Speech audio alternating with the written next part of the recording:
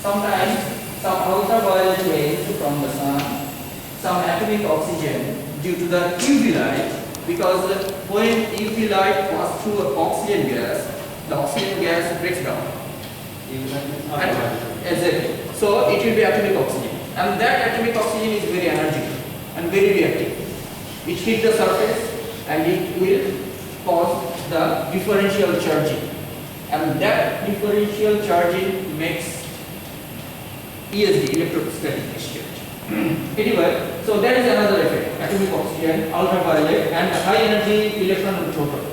This actually is the culprit to destroy the cell. Very simple. What would happen? So this is a satellite surface. So ultraviolet rays hit on the surface. Some high energetic electron, proton, and atomic oxygen hit here. So this is the one picture. This is mentioned pre-flight. Pre-flight means before launching, and this is after launching. After launching means after 1 year or 10 years later. So you can see the difference in color. That means there is some difference on the satellite electronics or at satellite surface. And basically, our fight is to stop this incident. That is our ultimate target. Okay. Anyway, so what happens if there is any spacecraft charging occur?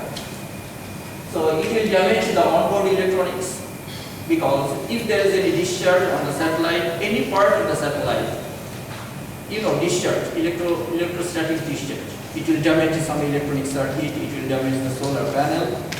Okay, and if solar panel and some electronic device damages, you can communicate from here to your satellite. That means your satellite is completely dead. You cannot do anything. You cannot go there to repair it. Impossible. So why does spacecraft charging occur? Why? The question is why. It depends on the location of the satellite. Where is your satellite is? That is one part. And the surface material, satellite surface material. If the material is different, the charging behavior will be different. And the local time, is it in the morning side, or is it in the dawn side, or is it in the night side, or in the sun side? So that depends on that. And the space weather, the space weather. Weather means actually the coronal effect, CME, coronal mass extinction, weather. And what material properties actually? We are talking material properties has been changing. What properties? Okay. So most of the people resistivity. It's the reverse of conductivity. So that resistivity plays a very important role. For example, this is one device and it's very highly resistive. That means current cannot pass through. In that case, if the electron hit here, all the charge will be here, right? So that is the difference. So material resistivity is very important. Right? Another is secondary electron. Secondary electron means if this is your surface, one electron hit here, and if this electron produces more electron, that is actually the secondary electron. Okay, so if one electron hit and one electron off, that means this secondary electron emissivity is 1. One electron hit, 2 electrons out. That means 2. So that is a measurement. Okay. That's the object. Another is a radially induced conductivity. So due to the long wave radiation, the resistivity conductivity change, and it will affect your ultimate satellite. And I think I can skip this one. This is a very deep. This is a photoelectronic. Photoelectronic.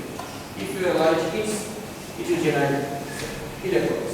That is also very important. And how ESD occurs actually? This is one typical satellite, and this is your solar panel. And if high energy electron hit here, it will produce more electrons. If the secondary electron emissivity is more than 1, for example 1.5, what does it mean? It means 1 electron hit, 1.5 electron will be given out, right? So if 2 electron hit, 3 electron will be given out, right?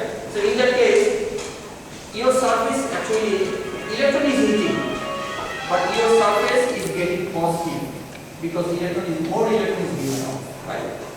So in that case, the satellite base structure, it has a low potential, and the surface is different potential. So there will be differential potential. In that case, there will be some discharge. So with time, this difference will be increased, and as the difference is increasing, so there is a huge chance of ESD. ESD means electrostatic discharge. Is it clear? By the way, my topic is clear or not? Yes. Okay. So we are fighting against this IPT. IPT means inverted potential gradient. That is actually potential difference. And that when the potential difference is more than 300, there is a huge chance of electrostatic discharge. And if there is a big discharge here, what would happen? This solar panel cannot supply you power to the satellite. Very simple. Because it cannot generate in power. So in that case, your satellite cannot send the signal to the Earth. So the whole thing, $1 billion money is gone. Anyway, here's one video I like to show you. Okay. So you can see, this is our laboratory. This is one solar panel is here, and we heat some electrons on the solar panel to check the electrostatic discharge. You can see very bright light. That is actually the discharge. Okay, and with time you can see here. So it's a big discharge. And when there is this type of big discharge, so you can imagine what will happen. You satellite your solar panel is completely gone. There is a picture. This is a ESD picture. We can capture this image in our lab. This is all our result, lab result. We can take the snapshot with high speed camera. This is a discharge image, and we can analyze the discharge image's velocity, how fast it moves over the surface. And this is one cable. Due to the discharge, there is a big damage. This damage means actually this is the conductive part, and outer part is your insulator. This is the cable, and this inner part is open. That means this inner part is directly contact to the plasma. That means it cannot transfer the signal voltage. No. So there is a leak image. So you cannot get it. And today I went in the 4th or 5th floor. I see some solar panel. I see some solar cell over there, right? And in between the solar cell for satellite, in between the solar cell, we use some non-conductive material. Okay. We call it grouting. There is another long talk on grouting. Anyway, so this type of grouting is the damage. And then you can see here there is a two discharge. And due to this discharge, actually this grouting is broken, and there is a connection of the one cell to another cell. So there is a bypass voltage. So it cannot generate the appropriate voltage. So these are the effects for the electrostatic discharge, and the electrostatic discharge occurs due to the voltage difference. Right? Now you can see the picture. The satellite accidents, and if you convert the value of the satellite accident in money, you can draw this picture. And 12% anomaly are due to the battery. 12%. And due to the propulsion system, rocket propulsion system, there is a 12% loss. So for transponder, antenna, control system, payload, structure, and most of the money gone due to solar array damage. That means if we control the solar array accident, we can save $1 million. So in our lab actually, we studied the electrostatic discharge on solar array coupon. Is it clear? That is what we have been doing actually. Now there is a point. Actually, what we do? So we continue the basic research that and promote the joint research. We are very likely to start collaborating with different universities. In Malaysia, we have some collaboration. In Vietnam, we have some collaboration. In USA, the University of Southern California, we have some collaboration. Every year, some students come here, start something, and then we come back. Okay, there's always there.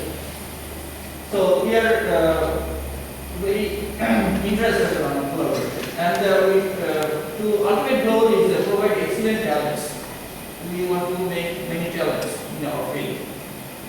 Okay. What we do actually, we develop the instrument for small satellites. Please don't think that satellite instrument is very different. No, it's a simple, very common electronic device, but it should go through some severe test. If it passes, then we will allow this to the satellite.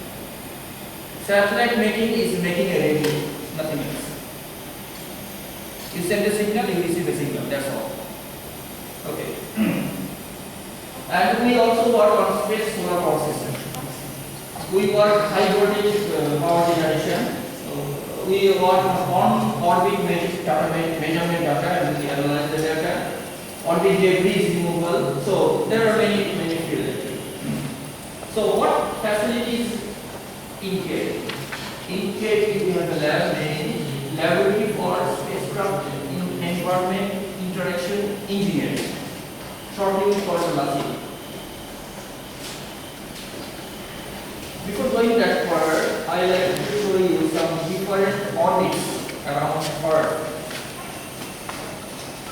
Probably many of you know GPS satellites, right?